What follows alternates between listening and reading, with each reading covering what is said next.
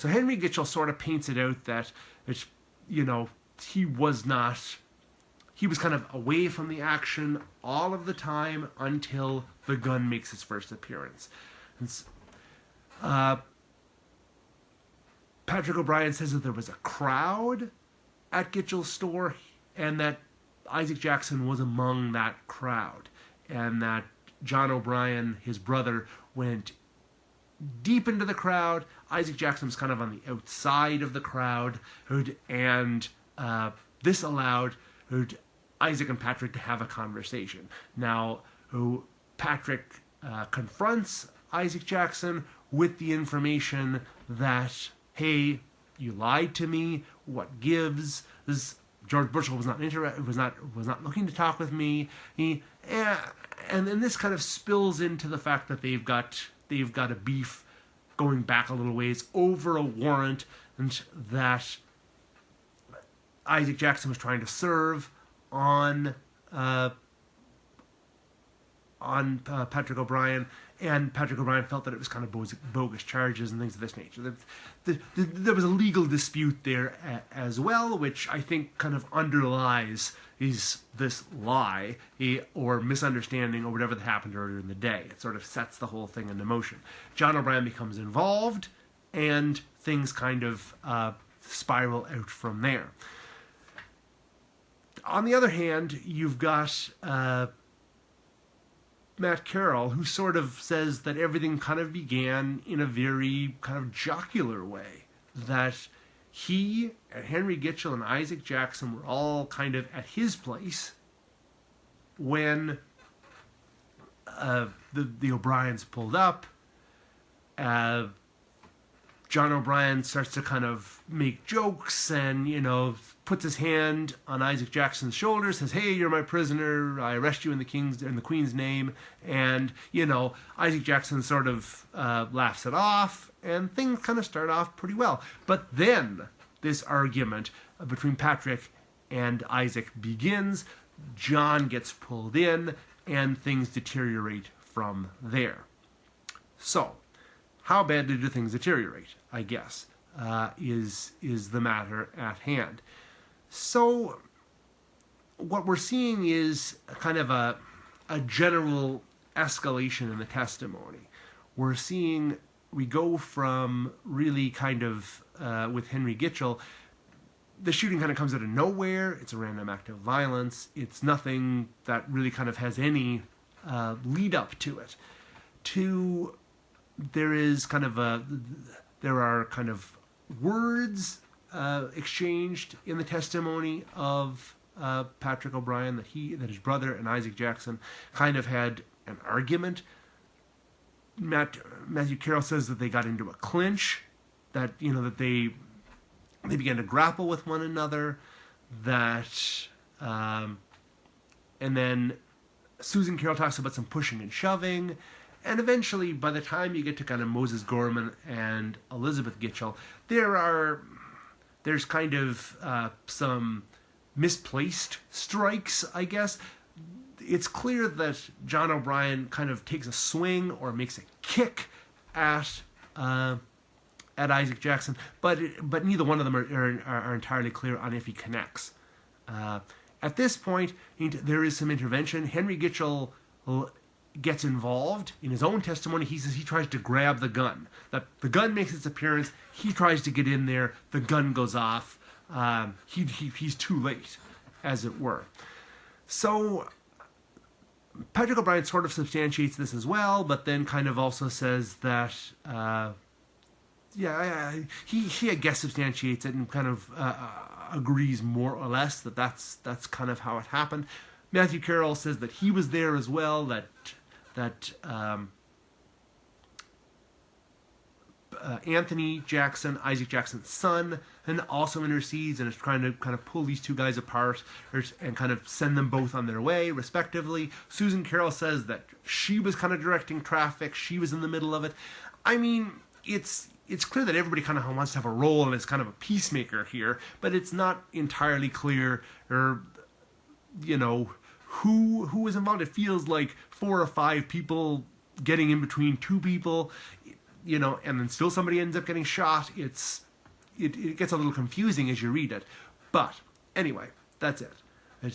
It seems clear that there were efforts at mitigation, but the thing had gone too far. And Isaac Jackson shoots John O'Brien. Now, after that, the attention of kind of everybody kind of turns in kind of two directions. Patrick O'Brien basically says, and he's really the only one that does, that he and Isaac Jackson immediately get into a fight. So Patrick O'Brien, Isaac Jackson get into kind of a tussle. Isaac originally points the gun at Patrick. They kind of wrestle around on the ground. They're pulled apart. Patrick goes to his brother. Isaac kind of leaves altogether. Susan Carroll and Matthew Carroll kind of get into their house because they can see that everything's kind of going sideways here. So they kind of get out of harm's way, as it were. And it's clear that again at this point, kind of chaos is reigning. A man has been shot. As I mentioned before, Henry Gitchell says that within a matter of minutes, John O'Brien has died. So, who's to blame here?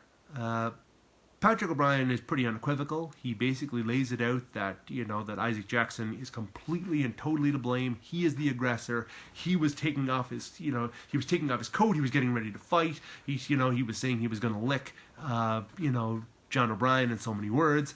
That he really kind of got got out of joint in the midst of this argument over originally starting with the supposed misunderstanding of a lie that he had told Patrick O'Brien, and this legal trouble that they had sometime before, and that John O'Brien kind of injected himself into this in his brother's defense. The whole thing kind of spiraled out of control, and Jackson really got angry and started in. The as we kind of go, Henry Gitchell kind of stays out of it, says, really don't know what was, as far as he knew, there was no quarrel with them before, there was no quarrel during, and like I say, the shooting just sort of just happened. So I guess Matthew Carroll sort of, backs up in kind of a lesser way, and kind of doesn't go quite as far as Patrick O'Brien in saying that Jackson was the aggressor, but basically says that he was, that Jackson was very excited, and his dander was up, I guess, for lack of a better word. That that's how it happened. However, pretty much the other three, Susan Carroll, and then definitely Moses Gorman and Elizabeth Gitchell, question, I guess, the assumption that Jackson was the aggressor, and basically kind of lay it out that it was much more likely that John O'Brien was the aggressor at this time. That Susan Carroll talks about how angry John O'Brien was. The others speak again about this whole idea that he was basically, really being belligerent toward Jackson, saying he was going to, kick the face off of him, and things of this nature. So it's pretty clear that, from their aspect, that he's kind of pushing this on. Now, of course, I don't believe anybody's saying at this point, nobody's making the assumption that, that John O'Brien was so aggressive that, that deadly force was necessary. However, spoilers, next week we're going to be talking about that is going to be something that's going to be brought up.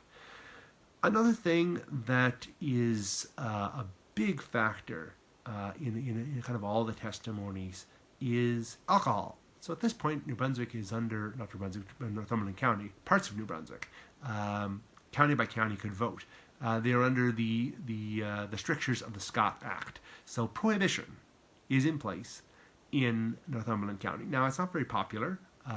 especially not in Nelson. Apparently, at this point, the newspapers are basically saying, that it's a rum hole, and the local temperance society can't meet there. It's meeting over in Derby.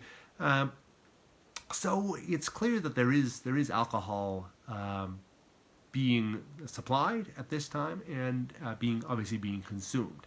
So there seems to be some debate over alcohol's role in this process. So pretty much all of the witnesses speak to this in some form or another, ranging from Henry Gitchell, who basically says that Isaac Jackson had one glass of beer, to basically 3 or 4 of the others that are saying that he wasn't drunk, that he appeared to be under the influence of alcohol, but he was not drunk. So it seems that the majority of the witnesses seem to indicate that Isaac Jackson was, had been consuming that day. Now, to what extent seems less clear. Also, it's worthy of note, and I think Patrick O'Brien kind of makes this point the clearest of all of them, that Isaac Jackson was not on the job that day. He was not serving a warrant. He was a private citizen, and he was really not discharging any of his official or legal duties in this altercation. It's just something that happened. So that's pretty much where we're going to leave it today. We will be back next week to talk about the trial of Isaac Jackson. It's a very interesting trial. It kind of pivots some of the things that we talked about today, and it really kind of reshapes our perception of it, because at this point it's not really clear what's going on. There are a lot of details that didn't come out at the coroner's inquest. So while Isaac Jackson is indicted for this crime and will be brought to trial, there are a lot of details that come out in the trial that were not brought forward, and it definitely changes the tone and tenor of the case. So I look forward to speaking with you then, and of course I look forward to reading whatever comments you might have below.